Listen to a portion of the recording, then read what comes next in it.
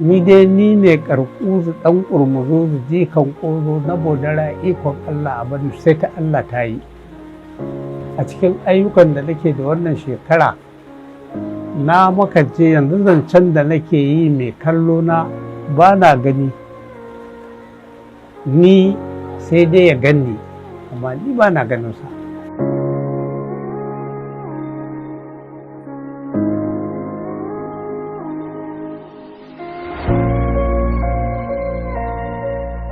Sunana Abdullahi Karkuzu, amma al'amura yadda suke sunana Abdullahi Shu'aibu, kuma ana kirana da sunana Abdullahi Kano. Waɗannan duk sunana ne. Halin da nake ciki a yanzu wato a gurina mai kyau ne, a gurin Allah ma mai kyau ne, amma ba na jin daɗi saboda yanzu shekara ta 43 ina yin wannan al'amura, amma gaskiya yanzu wani lokacin sai in kwana ba da abin da za a ci a gidana. Kuma wani abun tausayi, ni Karkuzu a yanzu zancen da nake wannan gida da nake ciki an sa shi ma a kasuwa, ba gidana ba ne, haya nake yi. A yanzu a cikin wannan al'amari da nake yi yanzu in an ce na mallaki gida mai ɗimbin yawa waɗansu mutanen da suke kallo na sai su ce gaskiya ne, amma wallahi tallahi ɗaki ɗaya a ce nawa ne wannan wadda na mallaka ba da shi. A cikin ayyukan da nake da wannan shekara na makance yanzu zancen da nake yi mai kallo na ba na gani, ni sai dai ya ganni amma ni ba na ganinsa, ba na gani. Idan ya makance, an yi aiki a wannan ido bai gani ba, aka zo aka sake yi a wannan idan bai gani ba. Daga ƙarshe daktoci sai suka gaya mun wai wata cuta hawan jini a kalhoma, ko kuma daktoci sun riga sun yi kiyasin cewa wannan ido ba zai gani ba, sai dai Karkuzu sai dai ka haƙura haka.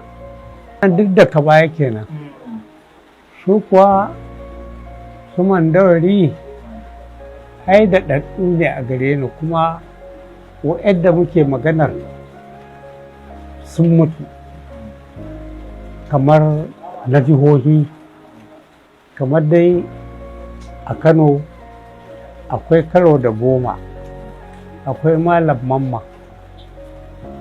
akwai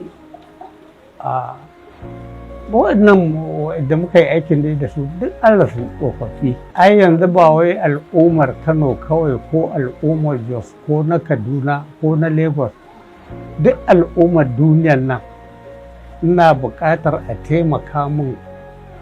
Wannan gida yanzu da aka sa shi a kasuwa za a sayar, ba ni da kuɗi. Bayan ba ni da kuɗi, ba na gani, ba na zuwa ko ina, ina da 'ya'ya, ina da magana abinci kan ma babu. Wannan shi ne zahirin gaskiya. To kuma yau ɗin nan, yau yadda take sai an daure. Duk abin da za a yi min, na san abin da za a yi mini abu ne wadda in Allah ya so ya yarda sadakati jariya ne. Bayan an yi min, za kuma ka je ka samu abin da kake nema a inda za ka tafi lahira ka je ka kwanta, insha Allahu. To ina neman wannan taimako a taimake ni, ko ba wannan gida ba ma da nake ciki, ni dai in samu abin da zan ɗan gangara lahira in na tafi gidan da za a zo a ce wannan gidan wane ne, taimaka masa aka yi saya,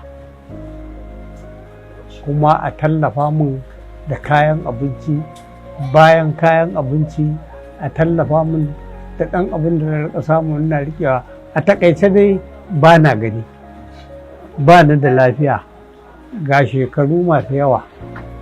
Saboda haka wannan abin da nake magana, duk wanda yake da niyya zai taimaka min, a'a miliyan 10 ne, miliyan 2 ne, miliyan 1 ne, naira 50 ne, naira 100 ne, to i taimaka min ta kan account ɗin bidiyon da yake kallo yanzu. Fi sabilillahi, masu hannu da shuni su ake baiwa murjin zare.